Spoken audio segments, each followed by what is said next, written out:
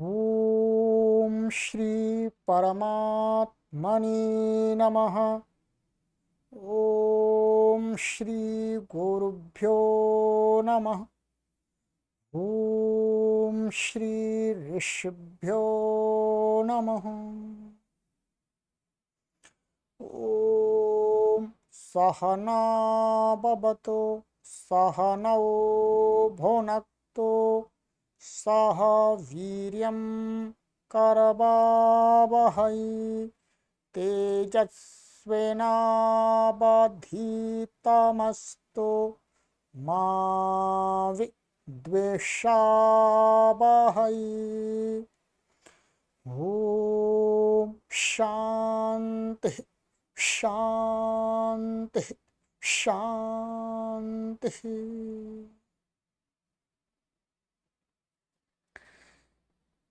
सर्वेभ्यो नमः। देववाणी संस्कृतं यूट्यूब चलदृश्यं प्रति भवतां भवतीनांच हार्दं स्वागतम्। मित्रों, अष्टाध्यायी भाष्य प्रथमावृत्ति षष्ठाध्याये तृतीये पादे तृतीयः पादः कक्षा संख्या 90वीं 90वीं कक्षा को आज पढ़ेंगे। ठीक है, चलिएगा पुस्तक को ओपन कर लीजिएगा। गत कक्षा में मैंने आपको कुछ सूत्र पढ़ाए थे, वहां से पढ़ना आरंभ करते हैं आगे।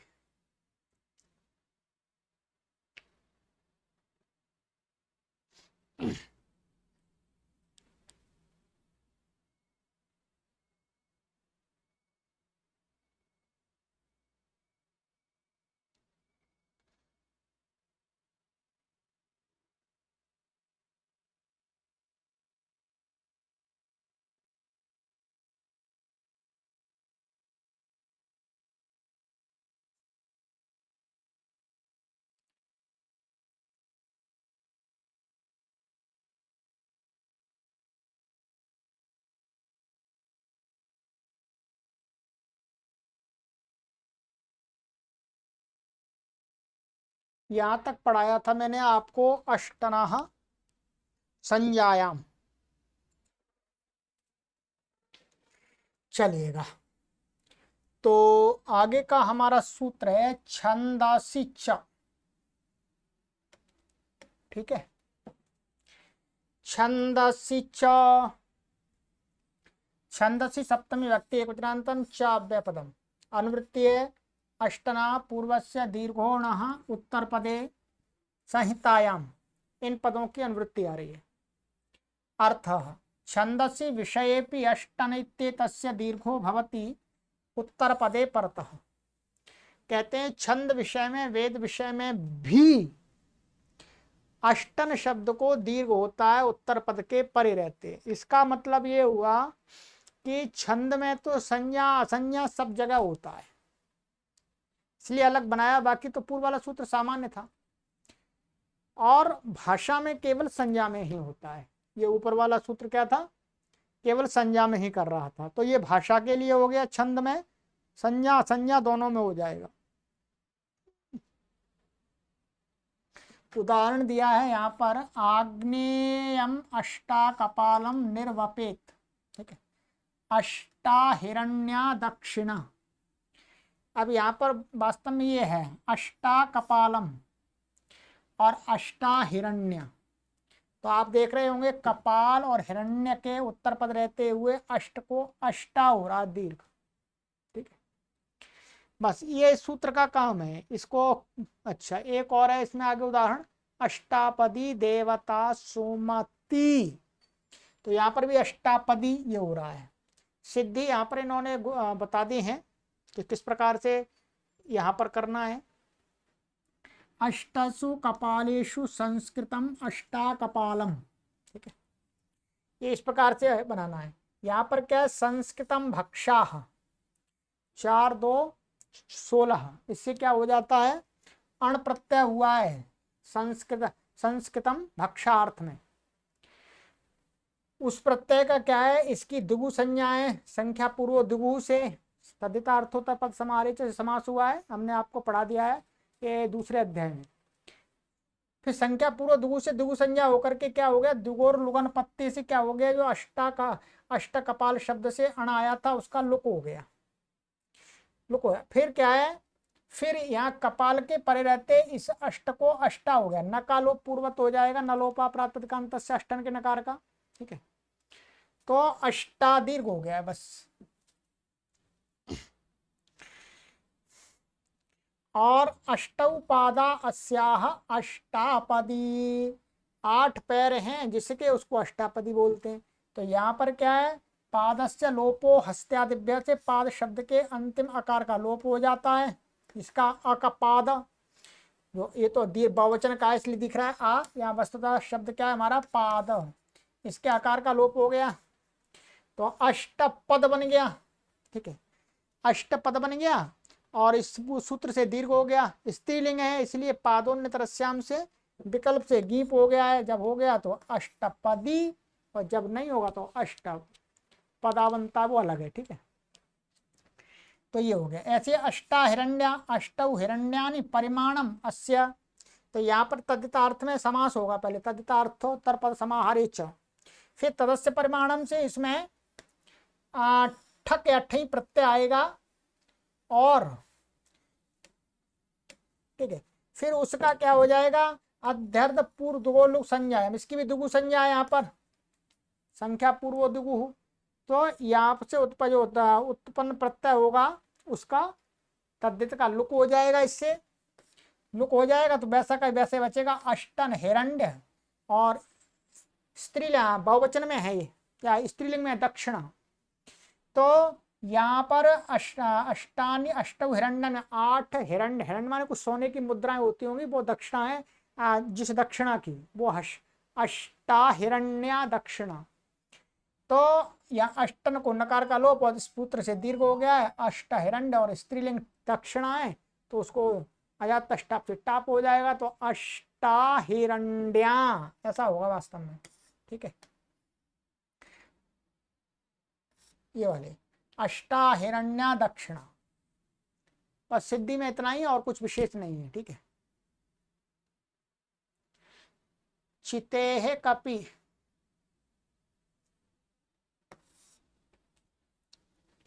चितेह षष्ठी व्यक्ति एकवचनान्तम, कपि सप्तमी व्यक्ति एकवचनान्तम, अनुवृत्ति पूर्वस्य दीर्घोणः संहितायाम्। अर्थ कपि परतश्चिति शब्दस्य दीर्घो भवति संहितायां विषये। कपि परत माने कपि का अर्थ कप प्रत्यय, जो 5वें अध्याय के 4थे पाद में हमने कप प्रत्यय पढ़ाया, उस कप प्रत्यय के परे रहते जो चिति शब्द है उसको दीर्घ होता है संहिता के विषय में, पदपाठ आदि में नहीं होगा। उदाहरण दिया, एकाचितिरस्य एकचितिकः, द्विचितिकः, त्रिचितिकः, ठीक है।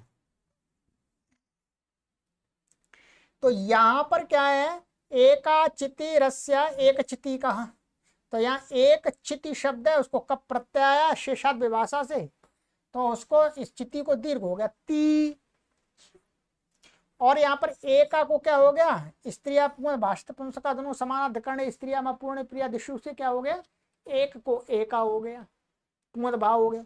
ऐसे ही यहाँ पर भी पुमद भाव हो गया, इसको द्वि शब्द का रूप तो वैसा का वैसा ही रहेगा, चाहे पुमद हो चाहे स्त्रीलिंग हो, ठीक है, उसका तो कुछ नहीं होता।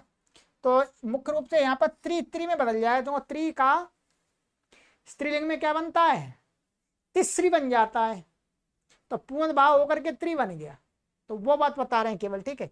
तो इससे पूर्ण भाव होकर के त्रिचितिकः द्विचितिकः, सरला सिद्धियां कुछ नहीं है, बहुब्री समास है इसमें, सब में अनेक मन पदार्थ से और शेषाद विभाषा से कप प्रत्यय होगा, या कप प्रत्यय होगा तो दीर्घ हो जाएगा, नहीं होगा तो ऐसे ही रहेगा, एक चिति ही द्विचिति ही त्रिचिति ही, अर्थ समान रहेगा, ठीक है। चलिएगा, ये हो गया। विश्वस्य वसुराटोः,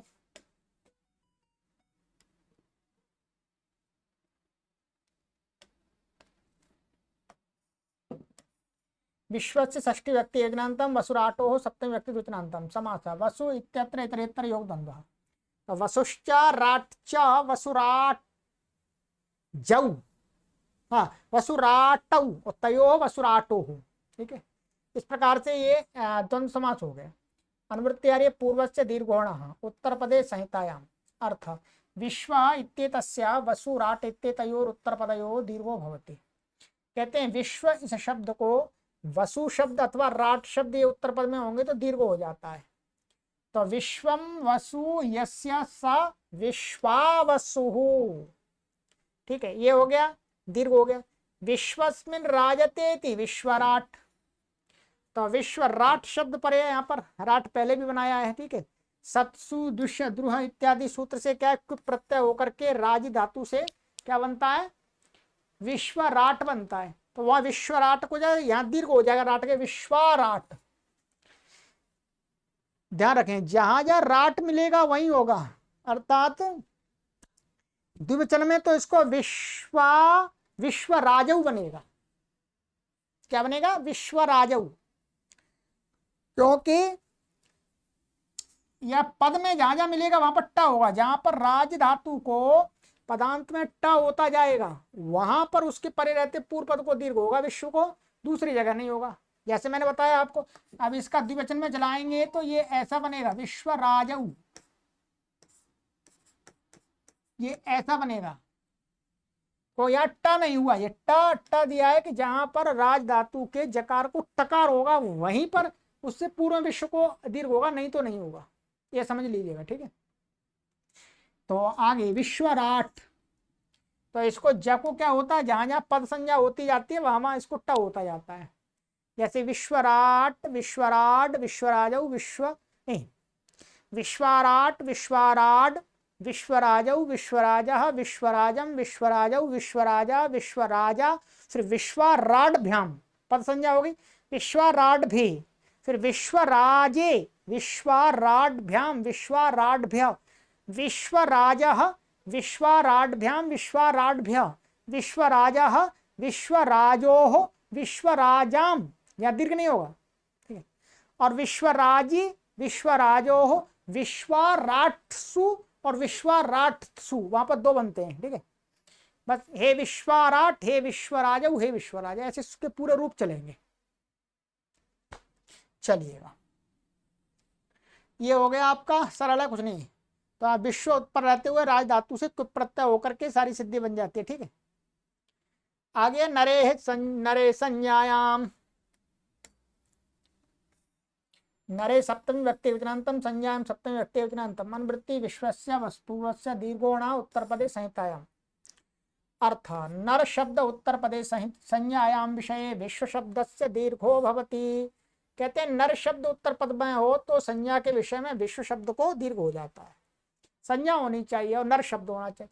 तो विश्वानरो नाम यस्य वैश्वानरिः पुत्रः, यहां पर क्या है, इसका अर्थ है विश्वानर नाम का कोई व्यक्ति है, उसका जो अपत्य उसका नाम है वैश्वानर, वैश्वानरिः। तो वस्तुतः क्या है, यहाँ पर वैश्वानरिः नाम का कोई व्यक्ति दिखता है हमको, तो हम सोचते हैं कि वैश्वानरिः कैसे बन गया। ठीक है, ये तो अतः से ये प्रत्यय हो जाएगा, आदेश को वृद्धि हो जाएगी, तो विश्व शब्द था, तो इससे अनुमान लगा जाता है कि भाई इसका जो पिता था उसका नाम था विश्वानर, उसका नाम संज्ञा थी, इसलिए इसका नाम इसको बोल रहे हैं वैश्वानरिः। ठीक है, पीछे भी आया था एक जगह। तो वैश्वानरिः पुत्र, इससे ज्ञात होता है कि इसके पिता का नाम था विश्वानरः। तो विश्वानर में क्या था, विश्व और नर शब्द थे, तो वहां दीर्घ कैसे होगा, इस सूत्र से होगा, नरे संज्ञायाम। ठीक, ऐसा, बाकी इसमें कुछ विशेष नहीं है। दीर्घ दिख रहा है आपको, मुख्य रूप से दीर्घ यहाँ करना है, और हमें शब्द प्रयोग में अधिक दिख रहा है ये वाला, तो इससे अनुमान लगाते हैं कि इसके पिताश्री का नाम था विश्वानर। ठीक है, तो इसमें समास तो नहीं, संज्ञा है, नाम है। यदि विग्रह करना चाहें तो मोटा मोटा कर सकते हैं कि विश्वे नराः यस्य सह विश्वानरः, माने विश्व के लोग उसके हैं जिसके, अथवा दूसरे भी कर सकते हैं जिस अर्थ के अनुसार उसका नाम और अर्थ क्या है, अर्थ कभी कभी विपरीत भी होता है, पर यहाँ पर संज्ञा है, तो संज्ञा के हिसाब से हम यहाँ पर विग्रह कैसा भी कर सकते हैं। शब्द हमारे पास में है विश्वानर, इसको सिद्ध करना है बस। ठीक, तो ये हो गया हमारा मित्रे चा चर्षौ, मित्रे सप्तमी व्यक्ति योजनान्तम च अव्यपदम, ऋषौ सप्तमी व्यक्ति योजनान्तम, अनुवृत्ति विश्वस्य पूर्वस्य दीर्घोणः उत्तर पदे संहितायाम। ठीक है, अर्थ ऋषावविधे मित्रे चोत्तर पदे विश्वस्य दीर्घो भवति। कहते हैं ऋषि अविधेय हो, मैं ऋषि को कहना हो, और मित्र उत्तर पद में हो तो विश्व शब्द को दीर्घ हो जाता है। विश्वामित्रो नाम ऋषि, माने ऋषि का वास्तव में विश्वामित्र कहते हैं। अब क्या हो गया, धीरे धीरे धीरे धीरे लोग व्याकरण को भूल गए हैं, अब प्रचलन में किसी भी व्यक्ति का नाम रख देते हैं विश्वामित्र। वस्तुतः विश्वामित्र में विश्व शब्द के आकार को जो दीर्घ होता है वो ऋषि को कहना हो तब होता है व्याकरण के अनुसार, परंतु अब किसी का भी नाम रख देते विश्वामित्र विश्वामित्र। वैसे व्याकरण के अनुसार सही नाम क्या होना चाहिए, यदि आप अपने पुत्र का रखना चाहते हैं, किसी का रखना चाहते हैं, तो विश्वामित्र। विश्वामित्र तो ऋषि होगा, उसके लिए ऋषि तो पहले हो चुके हैं, उन्हीं को विश्वामित्र कहेंगे। ठीक है, तो व्याकरण की दृष्टि से विश्वामित्र हमें रखना चाहिए नाम, ध्यान रखेंगे। क्या हम यदि अपने बालक या बालक का ही नाम रखेंगे विश्वामित्र होगा, ठीक है, विश्वामित्र। हाँ, हिंदी में रखेंगे तो विश्वामित्र हो जाए, विसर्ग हटा देंगे। ऋषि को कहने के लिए ही दीर्घ होता है, ये सूत्र विशेष। चलिएगा, इसमें कुछ भी नहीं है, विश्व को दीर्घ हो गया है। मंत्रे सोमाश्वेन्द्रिय विश्वदेव्यस्य मतौ, मंत्रे सप्तमी व्यक्ति योजनान्तम सोमाश्वेन्द्रिय विश्वदेव्यस्य षष्ठी व्यक्ति योजनान्तम मतौ सप्तमी व्यक्ति योजनान्तम। समास है सोम इत्यत्र, समाहारो द्वंद्व समाहार द्वंद्व समास है, यहाँ पर दिया है सोमश्च अश्वश्च इंद्रियश्च विश्वदेव्यश्च सोमेश्वेन्द्रिय विश्वदेव्यम तस्य विश्वदेव्यस्य। समार है, ठीक है, एक वचन है इसलिए। ऊपर चन वृत्ति आ रही है पूर्वस्य दीर्घोणः संहितायाम। अर्थ सोम अश्व इंद्रिय विश्वदेव्य इत्येतेषां मतु प्रत्यय परतो दीर्घो भवति मंत्र विषय संहितायाम। मंत्र विषयक होगा तो क्या हो जाएगा, इन शब्दों को के अंत आकार को दीर्घ हो जाएगा, मतु प्रत्यय परे हो तो सोमावती अश्वावती इंद्रियावती विश्वदेव्यावती, ये कहीं के उदाहरण है, मंत्र में आए होंगे। तो सोम को सोमा हो गया, ये मतुप है, मतुप है, मतुप को यहाँ पर मादुपदायच मतुर्वोवादिभ्या से वकार हो ही जाएगा, और उगितश्च से यहाँ पर स्त्रीलिंग के सभी जगह गीप हो गया है, तो सोमावती अश्वावती इंद्रियावती और विश्वदेव्यावती सब जगह दीर्घ हो गया। बस इतना ही प्रयोजन है इस सूत्र का। चलिए, औषधेश्च विभक्ताव प्रथमायाम, औषधे षष्ठी व्यक्ति योजनान्तम च अव्यपदम, विभक्तौ सप्तमी व्यक्ति योजनान्तम, अप्रथमायाम सप्तमी व्यक्ति योजनान्तम। समास अप्रथम आयाम इत्यत्र नहीं तत्पुरुषः, तो न प्रथमा अप्रथमा तस्याम अप्रथमायाम। ठीक, अनुवृत्ति इसमें आ रही है आपकी मंत्रे संहितायाम पूर्वस्य दीर्घोण। ठीक, अर्थ अप्रथमायाम विभक्तौ परतः औषधि शब्दस्य दीर्घो भवति मंत्र विषये, माने प्रथमा विभक्ति को छोड़ करके दूसरी विभक्ति किसी के परे रहते औषधि शब्द को दीर्घ होता है। कब, मंत्र के विषय में, मंत्र में वो शब्द आ रहा हो औषधि शब्द तब। तो जैसे औषधि भिरपि पतत, तो ये धी दीर्घ हो गया, ये तृतीय व्यक्ति बहुवचन का है। नमः पृथिव्यै नमः औषधिभ्यः, ये चतुर्थी का अभ्यास का, तो यह दीर्घ हो गया। प्रथमा में नहीं होगा, प्रथमा में औषधि ऐसा ही रहेगा। चलिएगा, कुछ भी विशेष नहीं है, ऐसा सरल है। ऋचि तोनु घामक्षुतं पुत्रोर्ष्याणाम, ऋचि सप्तमी व्यक्ति वचनांतम, तुनु घामक्षुतं पुत्रोर्ष्याणाम षष्ठी व्यक्ति बहुवचनांतम। समास वक्तुनु इत्यत्र इतरेतर योग द्वंद्वः।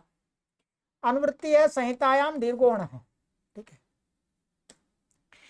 अर्थ ऋचि विषये तु नु घ मक्षु तंग कु त्र उरुष्य इत्येतेषां शब्दानां दीर्घो भवति संहितायाम विषये।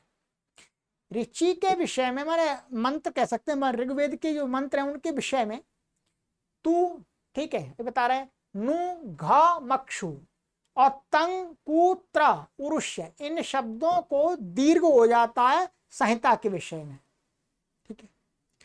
अब देखते हैं क्या है, देखिएगा उदाहरण दिया आ तू न इंद्र वृत्रहन, ऋग्वेद है, सब जगह ऋग्वेद ऋचक आए, तो तू को तू हो गया, ये तू अव्यय है, ठीक है।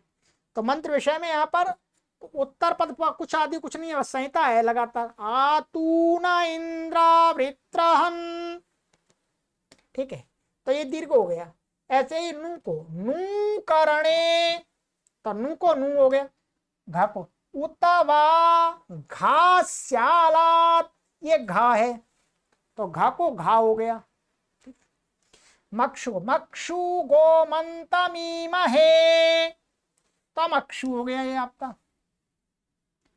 और देखिए तंग को इन्होंने ध्यान रखेंगे, जो तंग है वो तंग का मतलब हो गया लोट लकार में, तंग लोट लकार में मध्यम पुरुष का बहुवचन का प्रत्यय था, लोट लकार का लोट मध्यम पुरुष बहुवचन का था को यहां पर तंग कहा है, वो अभी बताएंगे कैसे कहा है। तो यहां पर लोट लकार का मध्यम पुरुष का जो आत्मनेपद का था है उसको क्या कहा है यहां पर,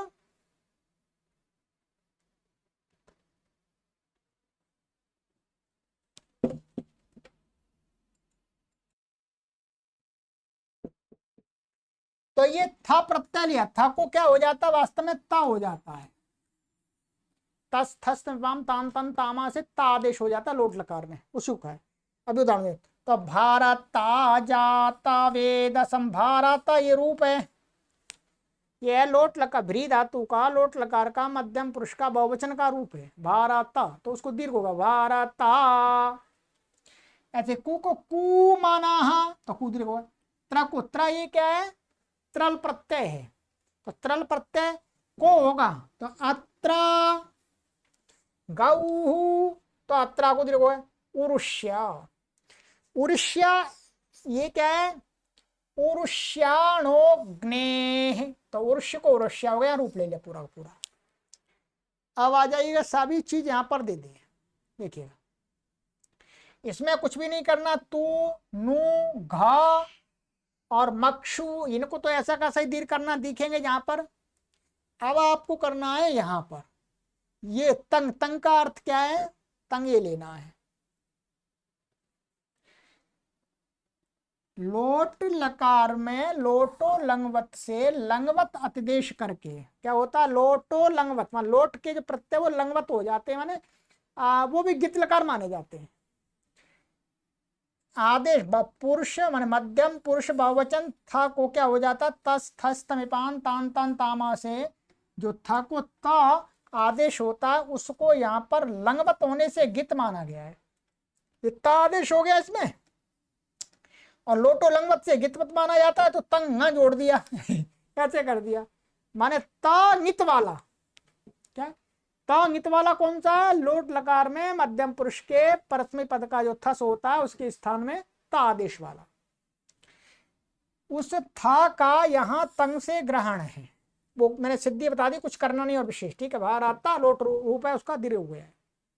अत्रा यह त्रलंत त्रल प्रत्यांत रूप है, ठीक है। तो इसकी सिद्धि हमने 5वें अध्याय के तृतीय पाद में आपको विस्तार से करा दी है। तो यहाँ पर एक दोन से क्या हो गया है अन आदेश हो जाता है, एतद को अत्र प्रत्यय पर रहते तो अन और न चला गया तो अत्र बन जाता है, अत्र होगा।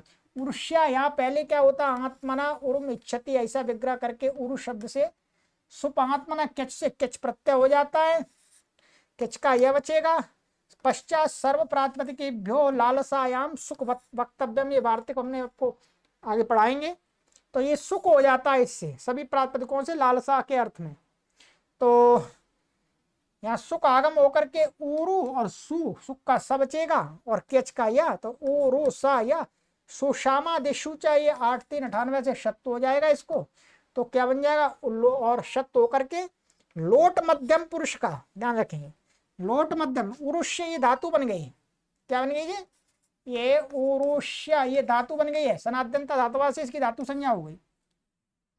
अब इसको क्या करेंगे, आगे लोट लकार का मध्यम पुरुष का सिप लाएंगे और शेरी पिच से उसमें लोट में क्या हो जाए, सिप को ही हो जाता है ही, और फिर अतो हे से यहाँ पर क्या आ जाएगा, शब्द भी आएगा और ये ही है। अतो हे से क्या इसका लुक हो जाएगा और इसमें अतो गुण मिल जाएगा, तो क्या बन जाएगा उरुष्य। फिर इस सूत्र से दीर्घ हो जाएगा तो उरुष्या, इस प्रकार से ये बनेगा। ठीक है, चलिएगा। इकाह सुई,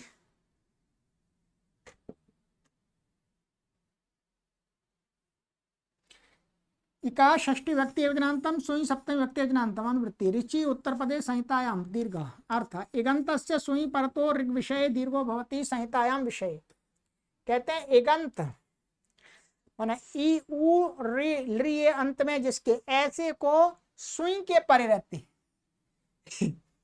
ऋग विषय में, ऋग्वेद के विषय में दीर्घ हो जाता संहिता में। जैसे अभीषुणाः सखीनाम, तो ये अभी है तो अभी हो गया दीर्घ, शु परे है ये। ठीक है, ऊर्ध्व ऊ शु ना ऊ तये, तो यहाँ पर शु परे रहते, ये वास्तव में एक है तो इस संज्ञा हो जाए, सु को क्या हो जाता मूर्धन्य हो जाता, अभी बताइए नीचे, तो ये दीर्घ हो गया, इसको ऊ को ऊ हो गया। आइएगा यहाँ पर क्या कार्य विशेष हुआ देख लीजिएगा।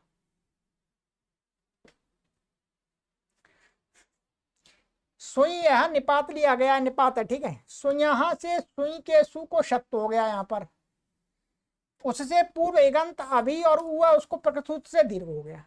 ना को ना नश्च धातुस्थो ऋषुभ्या 8 4 26, यहाँ पर इससे क्या हो जाता है, इससे उत्तर इसको ना है, ये वास्तव में ना है, तो ना को क्या हो गया, ना हो गया, इससे नष्ट धातुस्थो ऋषुभ्या, और कुछ भी नहीं है, इतना ही है। तो हमें तो मुख्य रूप से दीर्घ का देखना, ये तो कोई आवश्यकता नहीं थी इसकी। चलिएगा जी, ये अभी ऋग्वेद संबंधी चल रहा है। द्वेचो तस्तिंगः द्विचा षष्ठी व्यक्ति एतनान्तम अतः षष्ठी व्यक्ति एतनान्तम तिंगः षष्ठी व्यक्ति एतनान्तम समास द्वौ अचौ यस्मिन् स द्वेच तस्य द्विचः द्वेचः बहुव्रीहि समास। ठीक है, दो अच हैं जिसमें उसको बोलेंगे द्वेच। ठीक है, अनुवृत्ति है ऋचि उत्तर पदे संहितायाम दीर्घ, इनकी अनुवृत्ति आ रही है। अर्थ द्विचस्तिङन्तस्य अतार्क विषये दीर्घो भवति संहितायाम।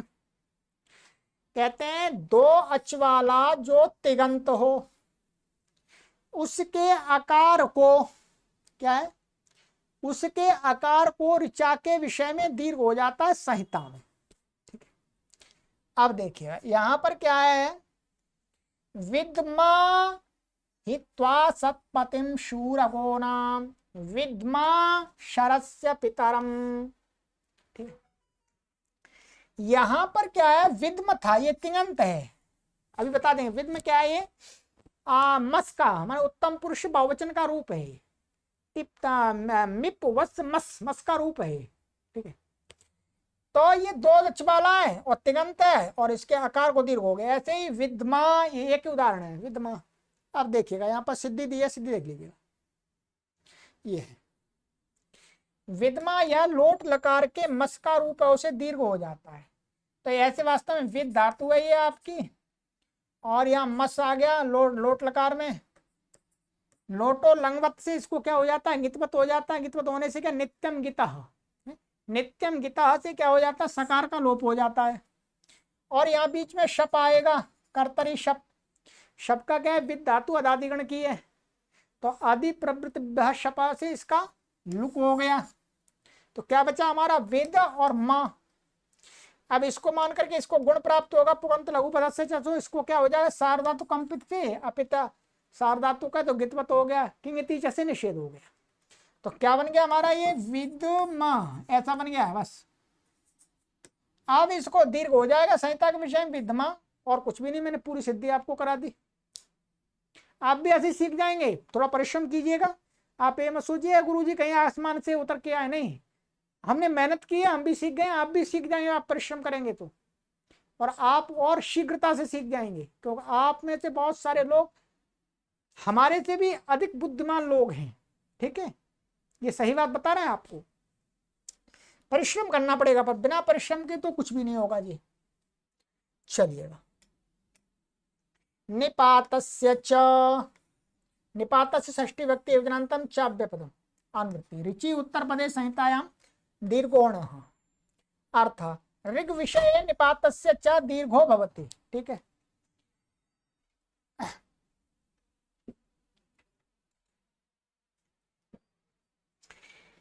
तो कहते हैं ऋग्वेद विषय में निपात को दीर्घ हो जाता है, कोई भी निपात हो, या दिखता है वहां, हर जगह नहीं।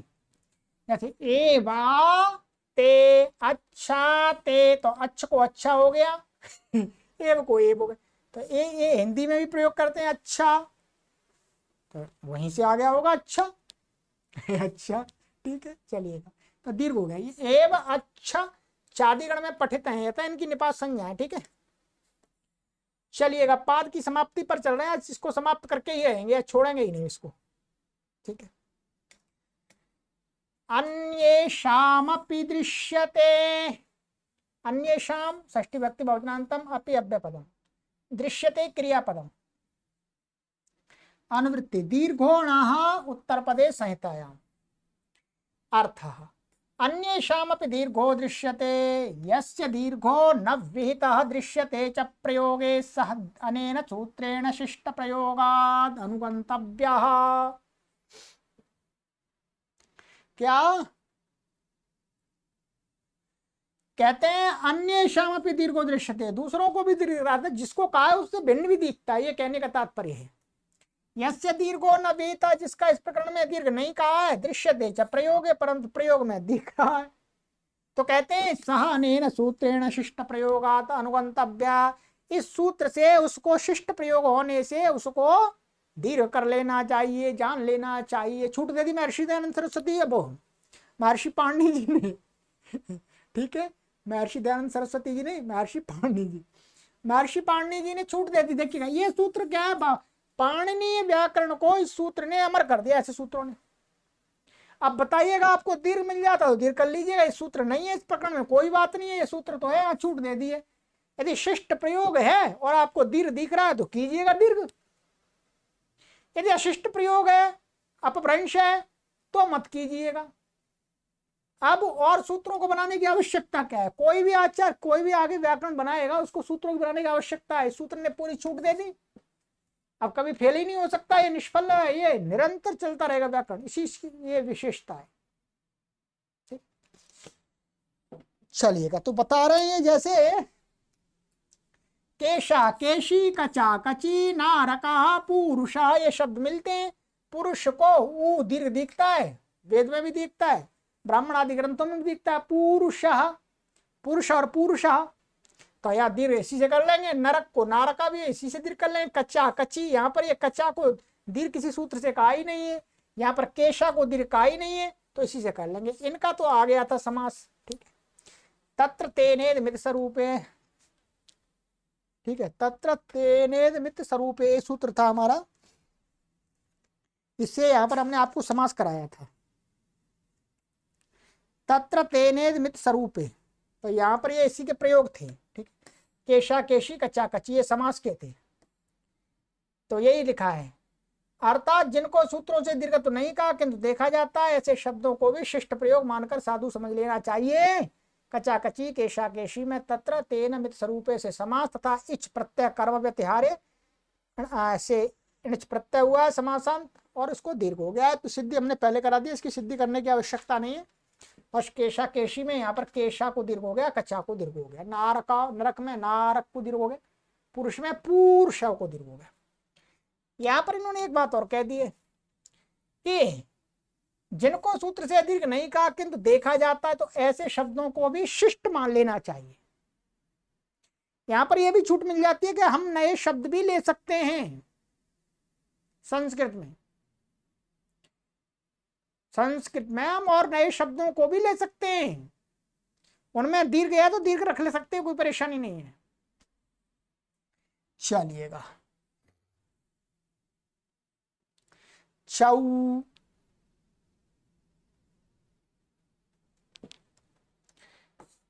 चौ सप्तमी व्यक्ति योजनान्तम अनुवृत्ति पूर्वस्य दीर्घोणः उत्तरपदे संहितायाम् अर्थ चौ परतः पूर्वस्याणो दीर्घो भवति।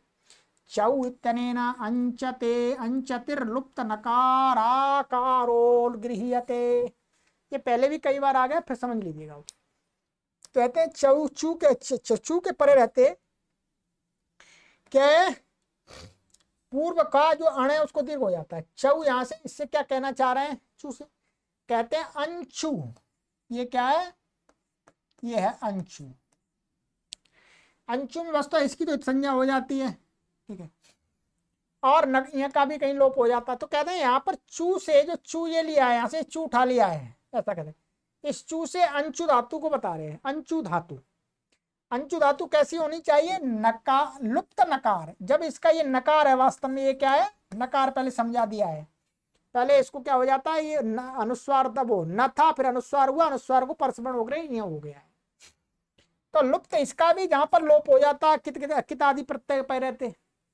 और क्या है, भसंज्ञा होने पर जब इसके रूप चलाते हैं, शब्द रूप चलाते हैं, तो इसके भसंज्ञा में क्या हो जाता है, अचा से अंशु के आकार का भी लोप हो जाता है।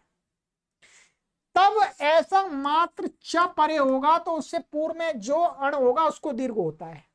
इतना कहना है इनका, पहले भी आया, ठीक है। जैसे ये है दधी चाह पश्य दधीचा दधीचे मधुचा पश्य मधुचा मधुचे। तो यहां पर वस्तुतः क्या था, ये दधी शब्द था, और यहां पर ये अंशु धातु का अच बच रहा था, प्रत्यय इसको कर लिया था हमने, जो भी है इसको, ठीक है। ये क्विन प्रत्यय होता है, ऋतुक दृष्टिगुष्ण उससे हुआ था। तो यहाँ पर इसका लोप है, नकार का तो लोप हो ही गया है। अब इसका रूप चलाएंगे, दधी और अच्छ, इसका हम शस ले आए, यहाँ पर भसंज्ञा हो जाएगी इनकी, इसकी भसंज्ञा हो गई यहाँ पर। तो भसंज्ञा में क्या हो जाता है, अचाह 6×4 = 138। अंशु धातु के आकार का लोप हो जाता है भसंज्ञक का। अब ये क्या बच्चा बचा केवल, तो इससे पूर्व में ये दधी का ई है, इसको दीर्घ हो गया और कुछ नहीं है, दधीचा बन जाएगा ऋतु विसर्ग आदि होकर के, तृतीया में भी बन जाएगा, ठीक है। यही प्रथमा रूप चलाएंगे तो क्या बनेगा इसका, ये बनेगा दध्यंग, क्योंकि यहां तो चकार का ही लोप हो जाता है, ठीक है। यहाँ पर अच धातु का आकार का लोप नहीं होता, क्योंकि यहाँ पर सु के पहले इसकी भसंज्ञा होती नहीं है, तो इसलिए यहाँ पर दीर्घ नहीं होगा। यहाँ दीर्घ हो जाएगा भसंज्ञा, तो दधीचा यहाँ पर भी होगी, दधीचे चतुर्थी का। ऐसे मधुचा मधुचा मधुचे, ठीक है, कोई विशेष नहीं है। ये मैंने आपको सिद्धि पूरी दिखा दी, यहाँ पर जो लिखी है, ठीक है। क्विन प्रत्यय ऋतुक ददृक इत्यादि से होता है। अनिदिताम हलपदा किंगति, जिससे क्या हो जाता है, अंश के नकार का लोप और एम अचा से आकार का लोप, अंशु के च शेष रहता है। सो दधी च सस दीर्घ होकर के दधीचा बन गया। इसी प्रकार मधुचा आदि में भी जान। चलिएगा, अंतिम सूत्र है तृतीय पाद का। तृतीय पाद में काफी अच्छी सामग्री आई है। अब चौथा पाद तो सबसे ही है उपयोगी है। संप्रसारणस्य 6×3 = 138। संप्रसारण षष्ठी व्यक्ति योजनान्तम अनुवृत्ति पूर्वच्च दीर्घोणः उत्तरपदे संहितायाम् अर्थ संप्रसारणान्तस्य पूर्वपदस्य णः उत्तरपदे दीर्घो भवति। क्या कहते हैं, संप्रसारणान्तस्य पूर्वपदस्य अणः, संप्रसारण, संप्रसारण संज्ञा है। यहाँ पर संप्रसारण किसकी संज्ञा है, एण के स्थान पर जो ई उ री री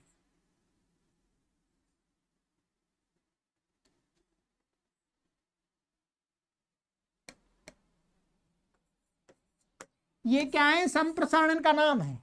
यदि ये इण के स्थान में हुए हैं, ये य के स्थान में, ये व के स्थान में, ये र के स्थान में, ये ल के स्थान में यदि हुआ है तो इनका नाम क्या है, संप्रसारण। ये गिणा संप्रसारण। अब ऐसे माने य के स्थान पर होकर के आया हुआ ई, व के स्थान पर होकर के आया हुआ उ, र के स्थान पर होकर के आया हुआ री, ल के स्थान पर होकर के आया हुआ लरी, यदि ये पूर्व पद के अंत में है, ध्यान रखेंगे। और क्या क्या, अण, अण में क्या आ जाएगा आपका, ये हट गए, दो हट गए, ध्यान रखेंगे। ये क्या अण का है, अण का मतलब क्या आ जाएगा आपका, अण का मतलब आएगा आपका, इसमें ई और ऊ दो ही आएंगे और कुछ आएगा ही नहीं, देखो आ तो है ही नहीं इसमें, ई और ऊ। अब ये दो रहे संप्रसारण संज्ञक, जो चार वर्ण इनमें से दो ये, यदि ये पूर्व पद के अंत में होंगे तो उत्तर पद कोई परे होगा तो उसको क्या हो जाता है, बोलो दीर्घ। स्पष्ट कर दिया मैंने। अब उदाहरण देख लीजिएगा, सिद्धि पहले करा दी गई है आपको, वहीं देखेंगे आप, ठीक है। कारीश गंधी पुत्र, कारीश गंधी पति, कौमुद गंधी पुत्र, कौमुद गंधी पति। अब यहां पर क्या था, ये था कारीश गंध्या था तो यह समास हो गया था, ये संप्रसारण हुआ था। ये था कारीश गंध्या की सिद्धि भाग 2, 4:1:74 पर कराइए आपको। ये सूत्र था हमारा,